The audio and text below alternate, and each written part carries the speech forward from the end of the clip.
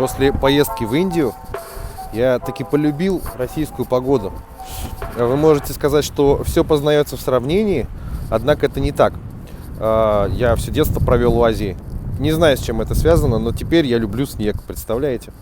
На окраине города, прямо за проспектом Залесный, есть вот такой вот очаровательный лес. И сегодня я приехал сюда для того, чтобы разжечь здесь костер. Сама по себе идея ехать в лес в одиночку и жечь там костер, на первый взгляд, может показаться странной. Но это если не вглядеться. Если присмотреться, то это замечательная возможность побыть наедине с собой, подышать свежим воздухом, погреться у костра, ну и просто остановиться и немного выдохнуть.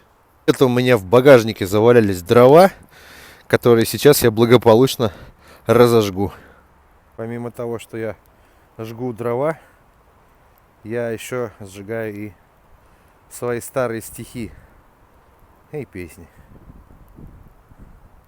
В жизни каждого человека есть такие кадры, которые рано или поздно надо сжечь в костер.